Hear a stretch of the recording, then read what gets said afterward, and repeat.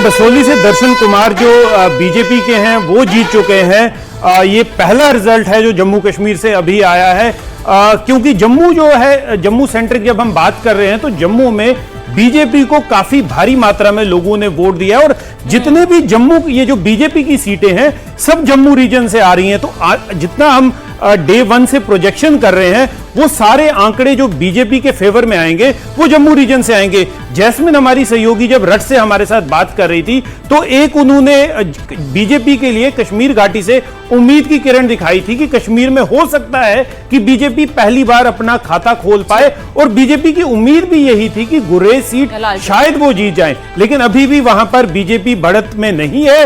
लेकिन पहली सीट देखिए, गुरेज का अभी हम बात कर रहे थे, गुरेज की जो सीट है वो बीजेपी के खाते में नहीं आई है। नजीर अहमद गुरेजी जो है, नजीर अहमद खान गुरेजी, वो वहां से, क्योंकि नेशनल कॉन्फ्रेंस के पहले वहां से वो एमएलए रहे हैं, मंत्री रहे हैं और वहां पर डेप्यूटी स्पीकर रहे हैं जम्मू कश्मीर लेजिस्लेटिव असेंबली के, और अब आज फिर से वो वहां पर जीत चुके हैं। अमिताभ मट्टू जी क्या कहेंगे? दो परिणाम तो आ चुके जम्मू कश्मीर के, एक खाता खोल चुकी बीजेपी भी।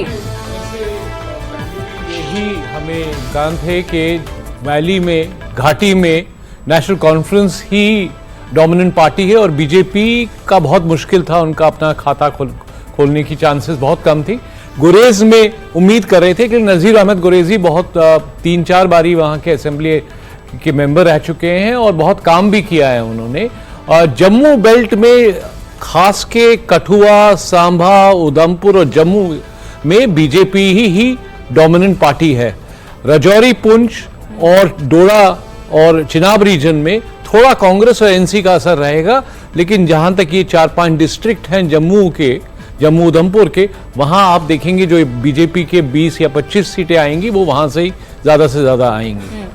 जी राखी, तो इसी को जोड़ना चाहूंगी कि अगर आप देखें तो जिस तरह का काम भी वहां हुआ था, और ये जम्मू की जो बात हो रही है खासकर सांबा, कठुआ, उधमपुर बेल्ट की, वहां पर जिस तरह से बीजेपी का हमेशा से एक एज रहा है और इस बार भी ये उम्मीद ही की जा रही थी। और जहां तक लोगों से बात है तो उनको वहां पर अगर आप जम्मू में देखें तो बहुत ज्यादा उम्मीद बीजेपी की तरफ ही थी, तो इसलिए वहां जाकर जब लोगों से बातचीत हुई थी तो ये उम्मीद नजर आ भी रही थी। कश्मीर से जैसा कि हम सब मान रहे हैं कि जो एक उम्मीद थी बीजेपी को कि वहां खाता खोलेगी, वहां दिखा है हमें कि गुरेज से एनसी ने अपना खाता खोला है। तीसरी जीत आ गई है हजरतबल से। हाँ, सलमान सागर नेशनल कॉन्फ्रेंस के हजरतबल से जीत चुके हैं। तो अभी तक जो रिजल्ट आ चुके हैं 3 सीटों पे आ चुके हैं, एक बीजेपी के खाते में जम्मू रीजन से और 2 सीटें जो हैं नेशनल कॉन्फ्रेंस के खाते में कश्मीर से।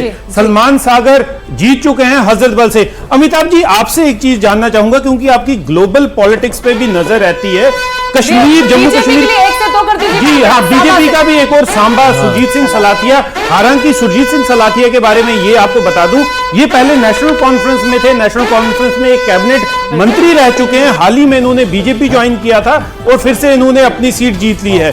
अमिताभ जी, आपसे जानना चाहूंगा, क्योंकि आप ग्लोबल पॉलिटिक्स पे नजर रखे हुए हैं, जम्मू कश्मीर की जो जीत मिल गई तजेंद्र जी, जितनी देर हम बात कर रहे हैं तो एक और आंकड़े आ गए। चंद्र प्रकाश गंगा के बारे में भी आपको बताऊंगा कि चंद्र प्रकाश गंगा बीजेपी के काफी देर से सदस्य रहे हैं, लेकिन इनको रिजाइन करना पड़ा था क्योंकि जब पीडीपी और बीजेपी की कोलिशन गवर्नमेंट थी, चंद्र प्रकाश गंगा और चौधरी लाल सिंह बीजेपी के 2 ऐसे मंत्री थे जिन्होंने Rasana rape and murder case में उन रेपिस्ट का, एलिज रेपिस्ट का साथ दिया था और सीबीआई की इंक्वायरी की थी। तब पार्टी और पीडीपी जो उस वक्त कोलिशन का पार्टनर थी, उनके प्रेशर की वजह से इन्हें मंत्रिमंडल से इस्तीफा देना पड़ा था। इन्होंने अपनी सीट जो है विजयपुर की रिटेन कर ली है।